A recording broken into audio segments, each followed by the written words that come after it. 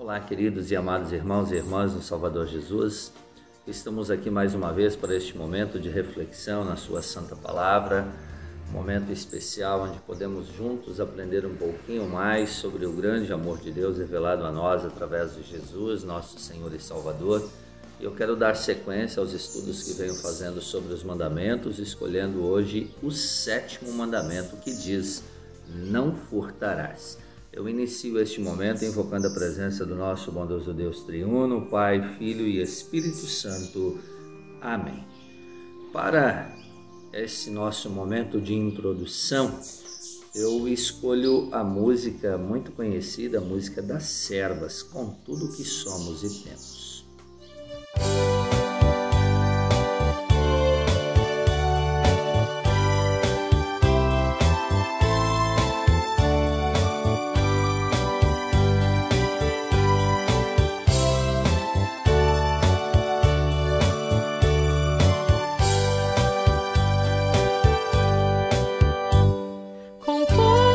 Somos e temos, a Ti nos sagramos, Senhor.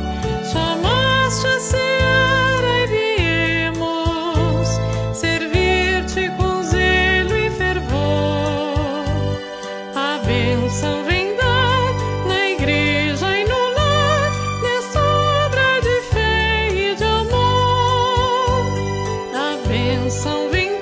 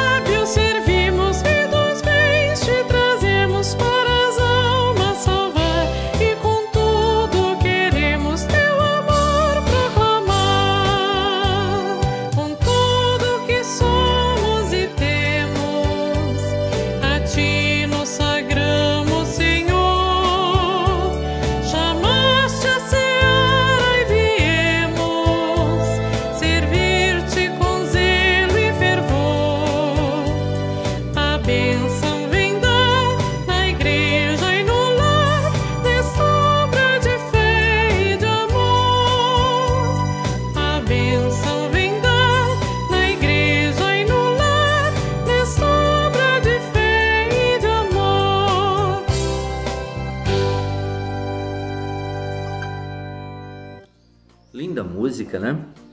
Com tudo que somos e temos, a Ti nos consagramos, Senhor. Nos chamaste para trabalhar no Teu reino, nesta obra de amor. Em primeiro lugar, queremos dizer obrigado, Senhor, por nos chamar a trabalhar na Sua grande seara. O 7º mandamento que diz: não furtarás. Ele tem como explicação de Lutero a seguinte: devemos temer e amar a Deus e, portanto, não tirar ao nosso próximo o dinheiro ou os bens, nem nos apoderar dele por meio de mercadorias falsificadas ou negócios fraudulentos, mas devemos ajudá-lo a melhorar e conservar os seus bens e o seu meio de vida. Esta é a explicação que Lutero dá para o 7º mandamento. Enfim, todos nós temos os nossos bens, alguns mais, outros menos. Mas, em primeiro lugar, queremos agradecer a Deus por termos o que comer, o que vestir e também onde morar, um teto para a nossa vida, para não vivermos, como infelizmente muitos vivem, debaixo de pontes, viadutos, nas calçadas das ruas, em bancos de praças e assim por diante. Então, muitas são as pessoas que vivem dessa forma.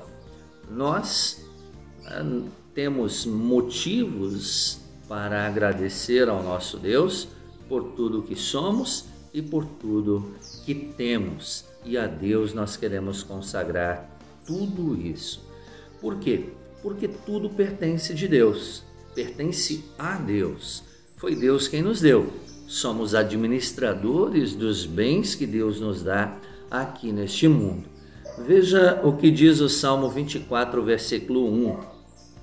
Ao Senhor pertence a terra e tudo que nela se contém, o mundo e os que nele habitam. Então, vejam bem a primeira frase deste pequeno texto bíblico. Ao Senhor pertence a terra e tudo que nela se contém. Ou seja, nós somos moradores, nós somos passageiros, estamos aqui por um tempo determinado. E aí pense, meus queridos, muitas pessoas brigam por causa de herança, muitas pessoas antes dos pais morrerem já estão brigando entre si, entre irmãos, para ver quem fica com a herança. Que coisa triste. Na verdade, nada pertence a ninguém aqui neste mundo.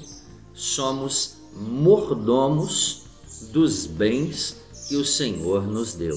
Mordomos significa que nós administramos aquilo que o Senhor nos deu. A uns mais e a outros menos. Tiago 1,17 diz assim: toda boa dádiva e todo dom perfeito são lá do alto, descendo do Pai das luzes, em quem não pode existir variação ou sombra de mudança. Então, tudo mais uma vez pertence a Deus. Todo dom perfeito vem do Pai, vem do Senhor Deus, que nos criou e que nos mantém aqui neste mundo. O Senhor Deus que nos prepara para a vida eterna com Ele lá no céu, através da obra de seu Filho Jesus Cristo, nosso Senhor e Salvador, a obra redentora realizada na cruz do Calvário, com a sua morte e com a sua ressurreição. Portanto, queridos irmãos, tudo pertence ao nosso bondoso Deus. E nós queremos administrar bem aquilo que Deus nos deu. Por isso, não devemos tirar o dinheiro, os bens, nem fazer negócio desonesto. Não devemos tirar o dinheiro ou os bens de quem? Do próximo. Então, o 7º mandamento, ele está aí para defender a nossa propriedade e a propriedade do próximo. Nós temos uma cerca. O que está do lado de lá não é meu. O que está do lado de cá não é seu. Então, assim, esta separação, o que é meu, o que é seu é seu. Eu não posso querer de qualquer maneira aquilo que é teu e nem você pode querer de qualquer maneira aquilo que é meu. A cada um Deus deu de acordo com a sua capacidade de administrar. Lembrem-se da parábola dos talentos. A um, o homem deu 5 talentos, a outro 2 e a outro 1. Cada um de acordo com a sua capacidade administrativa. Talvez alguém possa perguntar, mas por que isso? Isso não cabe a eu responder. Isso cabe a Deus. Deus é o dono e Ele sabe perfeitamente o que dará a mim e a você, querido irmão e irmã. O 7º mandamento está aqui para dizer também a forma correta de conquistar os nossos bens. É através do nosso trabalho honesto, não é através de negócios fraudulentos ou de mercadorias falsificadas, mas o 7º mandamento está aí para proteger a nossa propriedade, a minha, a do próximo, ou seja, a sua, e também ele nos mostra a forma correta de conquistar o nosso dinheiro, conquistar os nossos bens e assim poder administrar bem aquilo que Deus nos dá. Veja o que Efésios 4:28 diz. O apóstolo Paulo, fala aqui: aquele que furtava, não furte mais, antes trabalhe fazendo com as próprias mãos o que é bom, para que tenha com o que acudir ao necessitado. Ou seja, trabalhe. Aquele que roubava, não roube mais. Trabalhe. Conquiste os seus bens com o suor do seu rosto. É o que Deus diz lá a partir do momento que o homem cai em pecado. Do suor do teu rosto comerás. E é o que Deus quer de cada um de nós. Digno é o trabalhador do seu salário. Então, com o nosso trabalho, nós podemos conquistar muitas coisas. Levítico 19:35 diz assim: não cometereis injustiça no juízo, nem na vara, nem no peso, nem na medida. Ou seja, venda aquilo que realmente é. Não venda uma coisa por outra. Ou não engane.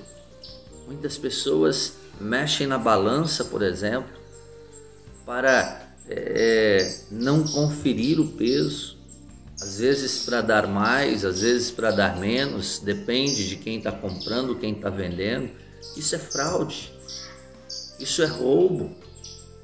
Deus não quer que nós agimos dessa forma. Na medida, muitas vezes as pessoas enganam as outras. Vai comprar 10 metros de mangueira e vem apenas 9. Isso é roubo.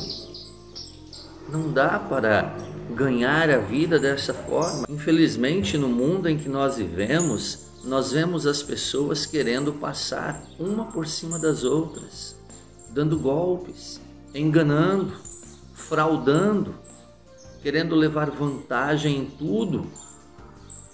O mundo acha que isso está correto, mas para Deus não é correto. Portanto, nós cristãos que queremos servir a Deus, também devemos ser honestos naquilo que nós estamos fazendo. Então, esse não cometereis injustiça significa sejam honestos, trabalhem, conquistem, agradeçam a Deus pela força, pela saúde, pela capacidade que Ele dá para cada um de nós podermos fazer aquilo que melhor nós sabemos fazer.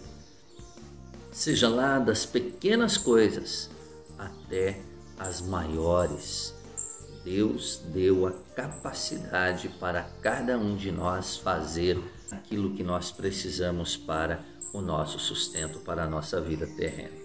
Jeremias 22:13 diz assim: ai daquele que edifica a sua casa com injustiça e os seus aposentos sem direito, que se vale do serviço do seu próximo sem paga e não lhe dá o salário. Aqui, Deus está condenando o patrão que não paga, o inquilino que não paga o aluguel, o empregado que recebe mas não trabalha, o empregado que rouba do patrão tempo, bens, o patrão que rouba do empregado, ou seja, na hora do pagamento não faz, dá golpe e assim cresce às custas dos outros. Meus queridos, o mundo está cheio disso. Muitas vezes nós sofremos com isso e Deus é muito claro quando diz: ai daquele que edifica a sua casa com injustiça, ai daquele que conquista os seus bens às custas das outras pessoas. Isto tudo será prestado conta um dia, quando Jesus voltar, na hora da nossa morte. Nós vamos ter que prestar conta disso.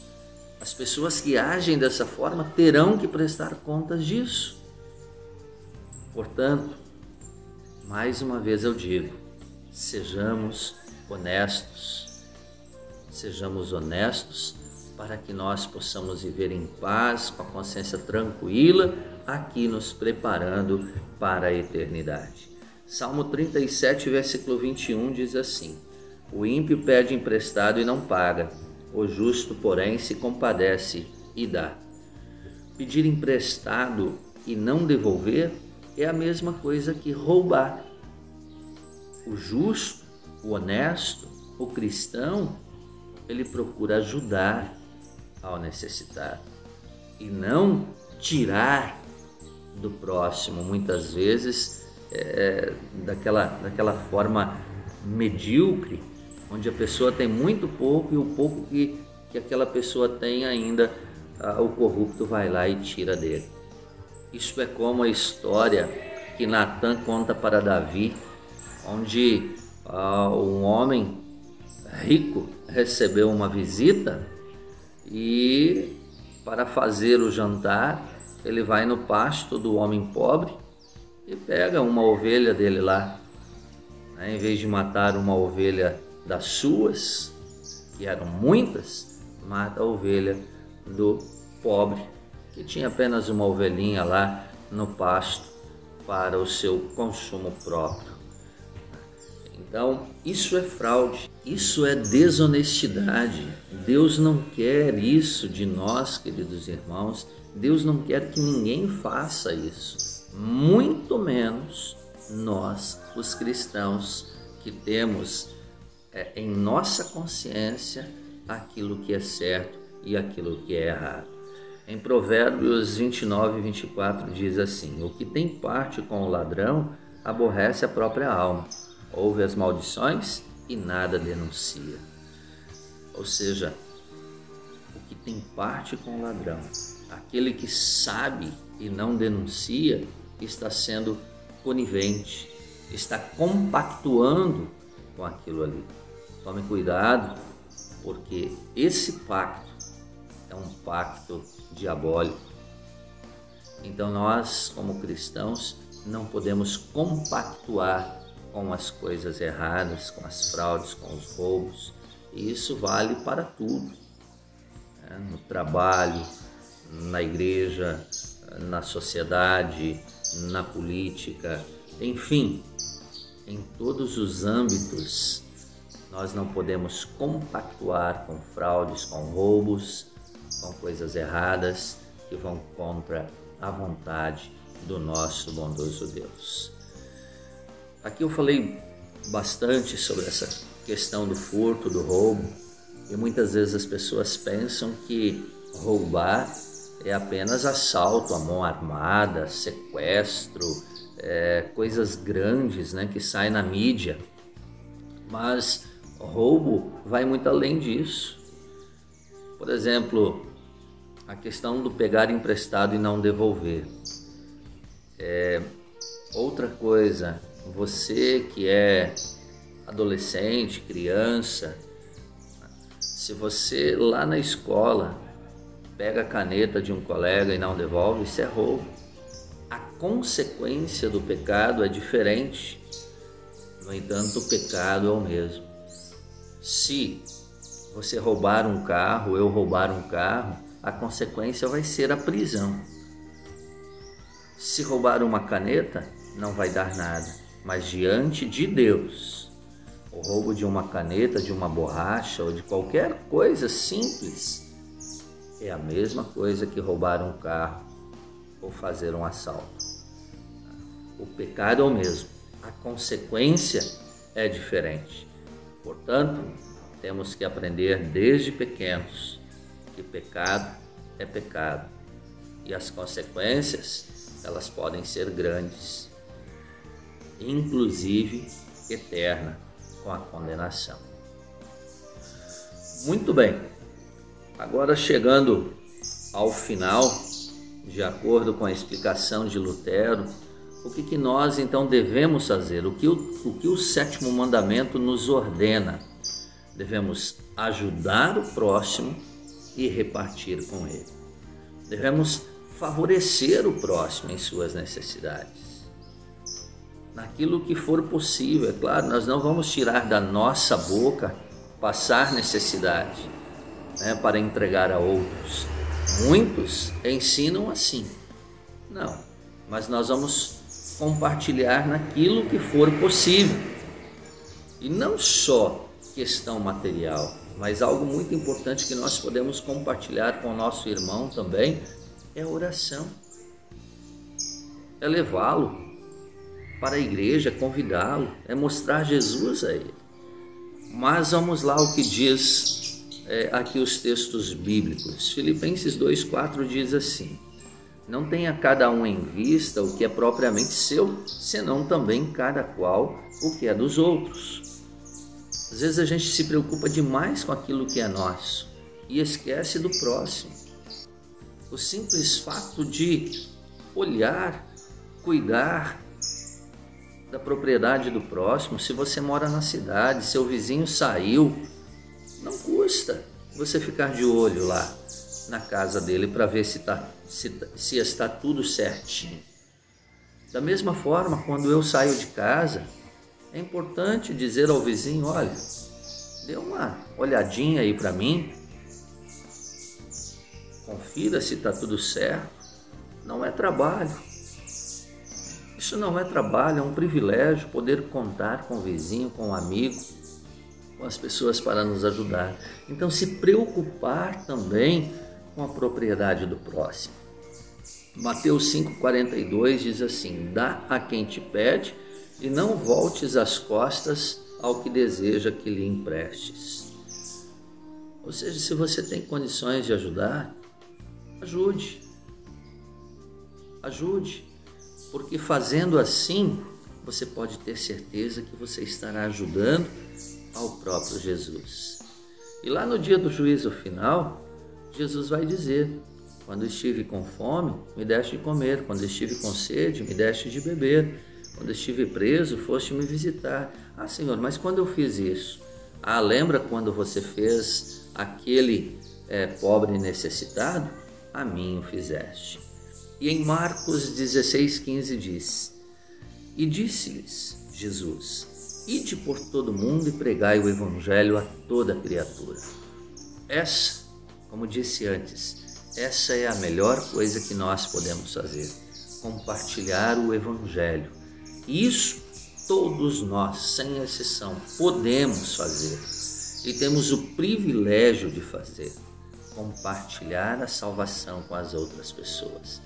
Podem ter certeza que isso é maravilhoso, é grandioso, né? E é o melhor que nós podemos fazer ao nosso próximo. Ore, compartilhe o amor de Jesus, sirva Jesus, para que um dia nós possamos nos encontrar, né, com todos lá no paraíso celestial. Muito bem, queridos irmãos e irmãs, estamos aqui chegando ao final dessa nossa reflexão. Que Deus abençoe a cada um de vocês.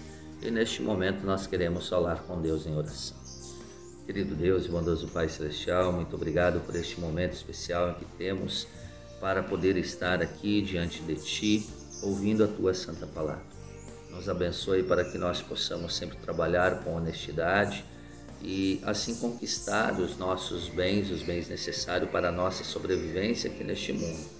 Esteja com todas as pessoas, abençoando e guiando, e permita que nós possamos também compartilhar o Teu amor com todas as outras pessoas. Permita, Senhor Deus, que o necessitado possa também ter aquilo que for necessário para a sua sobrevivência e suprir as suas necessidades através do seu trabalho honesto, através da ajuda do seu semelhante. Querido Deus, abençoe aqueles que estão passando por dificuldades, os acamados, aqueles que estão hospitalizados neste momento de pandemia, que tantas pessoas estão doentes. De acordo com a Tua santa vontade, restaura-lhes a saúde. Aos enlutados, Senhor Deus, restaura-lhes a paz, para que possam em Ti encontrar o conforto, o consolo em meio às angústias. Tudo isso, Senhor, elevamos a Ti em nome e por amor de Jesus, que nos ensinou a orar. Pai nosso que estás no céu, santificado seja o teu nome. Venha o teu reino. Seja feita a tua vontade, assim na terra como no céu. O pão nosso de cada dia nos dá hoje, e perdoa-nos as nossas dívidas, assim como nós também perdoamos aos nossos devedores. E não nos deixes cair em tentação, mas livra-nos do mal. Pois teu é o reino e o poder e a glória para sempre. Amém. O Senhor nos abençoe e nos guarde. O Senhor faça resplandecer o seu rosto sobre nós e tenha misericórdia de nós. O Senhor sobre nós levante o seu rosto e nos dê a paz. Amém. Que Deus abençoe a todos. Tenham um ótimo restante de semana. Lembrando que para quem está em Afonso Cláudio, os nossos cultos serão no sábado às 19 horas e no domingo às 9 horas da manhã. Espero vocês. E agora, para concluir, fiquem com a música Ide por todo mundo e pregai o Evangelho.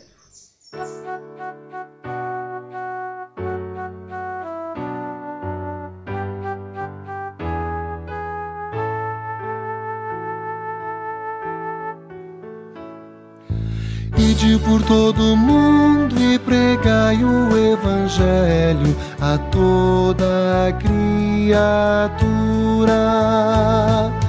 Ide por todo mundo e pregai o Evangelho a toda criatura.